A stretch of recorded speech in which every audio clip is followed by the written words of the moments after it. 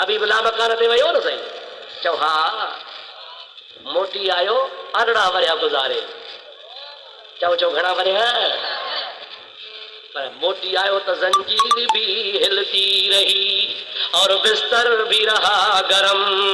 एक ही पल में सरे अर्श गए आए मोहम्मद मोटी आया तो कड़ो लुजो पे बिस्तरो गरम आ वुज़ू जो पानी हलियो पे याने हेठ अख छिंभ जेतिरो टाइम आ मथे अरड़न वरन जेतिरी रात आ पीरान पीर या ॻाल्हि जुमे में कई आ हिकिड़ो काफ़र ॿाहिरां बीठो आ चवे तो अब्दुल कादर अहिड़ा कूड़ न हणबा आहिनि अरड़ां वरिया मथे गुज़री आ हेठि वरी मिंट बि कोन गुज़रियो अहिड़ा कूड़ न हण पीरान पीर फरमाइनि था अंधो न थी अलाह तोखे बि करे ॾेखारींदुई हल हल कीअं करे ॾेखारींदो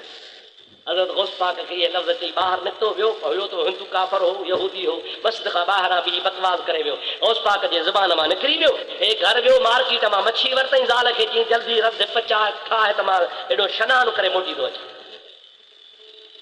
माई चयसि ठीकु आहे माई आहे खणी राखी तांग ते मच्छी पाण खई बुहारो त चुल्हो सफ़ा कयां देगड़ो माञा चुल्हे खे बुहारी पई ॾे हेसि गॾूं खणी मेट मले ख़ैर जो वञी को वाहड़ो पे को वड़ो भर में को वाटर हो का शाख ई उन में टुबी हणी मेट विझी टुबी हणी जो ॿाहिरि निकिरे त प्लेटफार्म ई ॿियो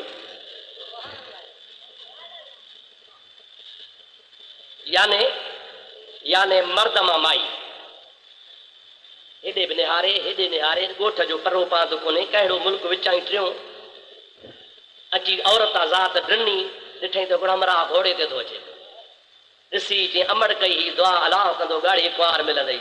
जंग में मिलिया वारो कर लाहे पटको फाड़े अधु ॿधाईंसि खणी हेठि अधु मथे करे घोड़ी ते चाढ़े सिधो घर वठी आयो को काहे मुला को खारो खन वठी आयो पताशनि जो या सुहारनि जो निकाह पढ़ी लाल करे पंहिंजे घर रखई 7 ॿार ॼावसि घणा ॿार हुआ 7 ॿारनि वारी मरी थी वई 2.5 साल वक़्फ़ो हिसाब कर त 7,000 किथे पहुता और मुंहिंजा प्यारा भाउ जो पोड़ी थी आहे ॻोठ जे मां हिन सां गॾिजी वरी ॿाहिरि आई आहे त वेहिजी अचूं वरी उन ॻोठ जे ॿाहिरां को ॿियो वाहोड़ा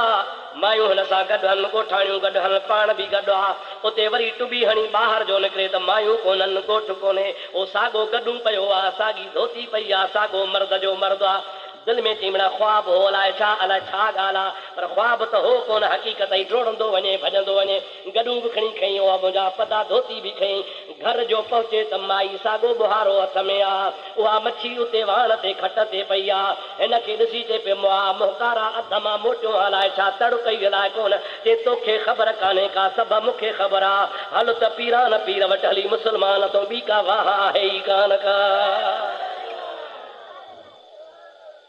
छा थो चवीं जे तोखे ख़बर कान्हे मुंहिंजी चेरी दूर करे हाय हा उतां बच्चा ॿार वठी भॻो आहे गौसल आज़म जिलानी अञा ख़ुतबो बीठो पढ़े जंहिंमहिल साम्हूं दरवाज़े ते आयो आहे गौसल आज़म जिलानी जी नज़र पई आहे नज़र पवण सां पाण इरशाद फरमाइनि था बेख़बर मुंहिंजे महबूब जो मेराज हक़ आहे या न तुंहिंजी छा चवणी आहे या अञा ॿिया 7 बचा ॼणी दे तो किबला मुंह तो भई ला इलाहा इल्लल्लाह मुहम्मदुर रसूलुल्लाह सभई तो सल्लल्लाहु अलैहि वसल्लम अब थोरे वक्त के घणो केरु कंदो आहे घणे वक्त के थोरो केरु कंदो आहे इमाम ज़ैनुल आबिदीन जे 1000 नफ़ल पढ़िया कहिड़ी वॾी ॻाल्हि आहे राति खे अलाह वॾो करे तुंहिंजे लाइ 4 कलाक इमाम ज़ैनुल आबिदीन जा 1000 नफ़ल पूरा थी वञनि का वॾी ॻाल्हि कान्हे का ये अब्दुर रहीम जो चवणु कोन कंदा दुआ कयो इन्हनि मुलनि खे को घोड़े वारो पुॼे